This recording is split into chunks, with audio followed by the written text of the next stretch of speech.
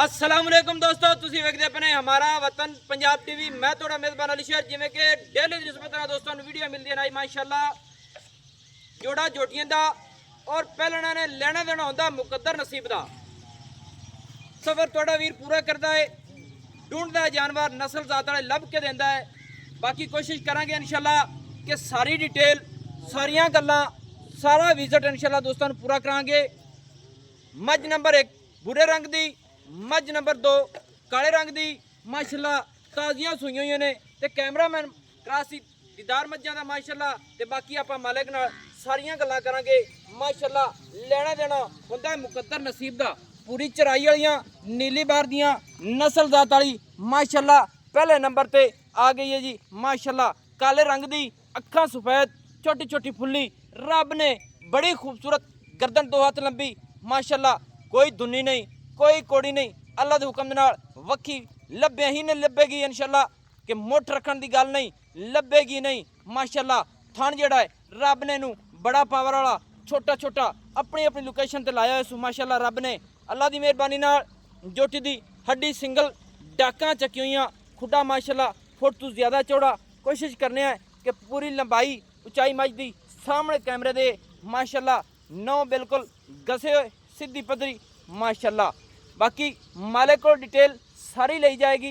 काले रंग की जोटी साइड तक कर भी थोड़ी जी, बस ठीक है ठीक है ठीक है ना लाओ।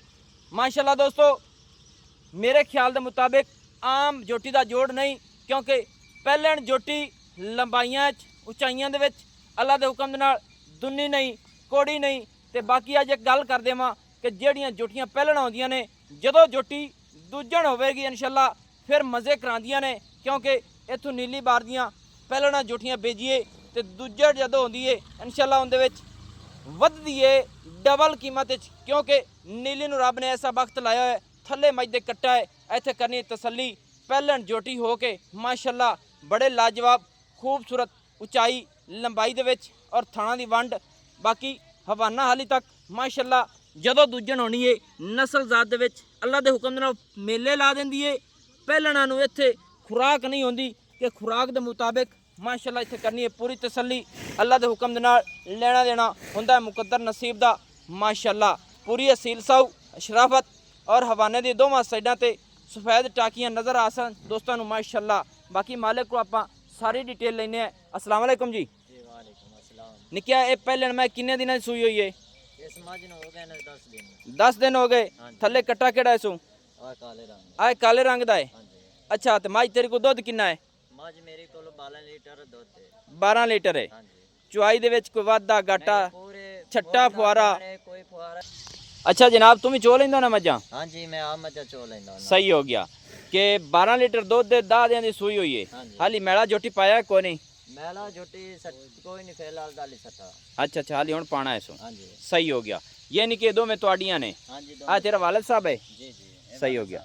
अच्छा चाचा जी जेड़ी है पहले मज्जा काली खड़ी है अपनी आए ये किन्ने दिन हो गए सूई नूं? 10 दिन। ते थल्ले पहला कट्टा है सो दुध किन्ना करदी पई आ दे टाइम? तकरीबन 13 लीटर कर जांदी सारी निचोड़ चोई 13 लीटर कर जाती है। सही है। अच्छा तो ये मझ जी का अपना दा रेट किन्ना है इसका? ਇਹਦਾ ਰੇਟ ਹੈ 6 ਲੱਖ। किन्ना है जी? 6 लाख रुपया। ਇਹਦੇ ਵਿੱਚ है कोई प्यार मोहब्बत?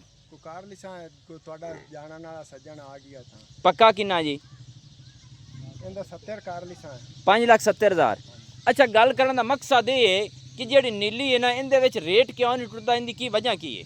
ਇਹਦੀ ਨੀਲੀ ਦੀ ਮਈ ਨਵਾਬ ਹੈ नवाब है। अच्छा ये नहीं कि अपने को हाजिर टाइम के मुताबिक तो मैनू महंगियां लगदियां पईयां ने, ठीक है ना। बाकी ये है गल करने का मकसद ये है कि कई दोस्त आखते हैं कि मझां का तो डबल हो जाती ने, ਹਾਂਜੀ इनकी वजह की है? ਇਹ ਸਿਰਫ ਇੱਥੇ ਰਾਂਦੀਆਂ ਨੇ ਚਰਾਈ ते ਮਈ ਬਾਈ ਤੇ ਵੰਡੇ ਖਾਂਦੀਆਂ ਨੇ, ਆਪਾਂ ਵੰਡੇ ਨਹੀਂ ਗਾਣੇ ਆ। ये नहीं कि वंडा वुंडा मझां नूं लब्बे तो डबल हो जाती ने। ਜੀ ਹਾਂ सही है। अच्छा तो नंबर 2 वाली जी कैली जी है ये कितने सूए च है? ਇਹ ਜੀ ਪਹਿਲੇ ਨੇ ਉਹਦੀ ये भी पहले ने? माशाल्लाह माशाल्लाह दोस्तों ये भी पहले ने। अखां चिट्टियां सिंगी मकूल दुन्नी गोड़ी नहीं लभेगी, 5 कल्याण पूरी है माशाल्लाह। पैर सफेद ने अल्लाह के हुक्म नाल, थन पूरा पावर वाला छोटा छोटा माशाल्लाह। बाकी इहदे अच्छा जनाब जी चाचा जी अपनी भूरे रंग वाली है ਹਾਂਜੀ ਇਹ ਕਿਹੜੀ ਬਰੀਡ ਚ ਹੈ? ਇਹ ਜੀ ਮੱਲਾਂ ਚ ਹੈ। ਮੱਲ ਬਰੀਡ, ਹਾਂਜੀ ਜੈਨ ਮਨ ਮੱਲਾਂ ਚ। ਜੈਨਮਨ ਮੱਲਾ। ਇਹ ਮਸਲਨ ਤੁਹਾਡੀ ਕੋਈ ਪੁਰਾਣੀ ਨਸਲ ਆ ਰਹੀ ਹੈ? ਹਾਂਜੀ ਇਹ ਬੜੀ ਪੁਰਾਣੀ ਨਸਲ ਆਂਦੀ ਪਈ ਸਾਡੇ ਕੋਲ। ਸਹੀ ਹੋ ਗਿਆ। ਅੱਛਾ, ਇਹਦੀਆਂ ਮਾਵਾਂ ਭੈਣਾਂ ਹੋਰ ਹੀ ਖੜੀਆਂ ਨੇ ਆਪਣੇ। ਮਾਵਾਂ ਭੈਣਾਂ ਹੀ ਆਪਾਂ ਵਿਖਾ ਸਕਨੇ ਆਂ ਇਹਦੀਆਂ ਸਾਰੀਆਂ। ਹਾਂਜੀ ਸਹੀ ਹੋ ਗਿਆ। ਅੱਛਾ, ਤੇ ਇਹਦਾ ਜਿਹੜਾ ਨਾ ਕਿਹੜਾ ਕੱਟਾ ਹੈ ਜੀ? ਇਹਦਾ ਕਹਿਲਾ ਇਹ ਕਿਹੜਾ ਹੈ? ਮਾਸ਼ਾਅੱਲਾ ਦੋਸਤੋ, ਇਹ ਵੀ ਪੂਰਾ 5 ਕਿਲਿਆਣ ਹੈ। ਥੋੜਾ ਜਿਹਾ ਮੋੜਿਆ ਜੀ ਕੱਟੇ ਨੂੰ ਵਰਾਂ। ਕੱਟੇ ਦਾ ਮੂੰਹ ਵਿਖਾਵਿਆ, ਦੂਜੀ ਸਾਈਡ ਤੋਂ ਬੱਗਾ ਹੈ।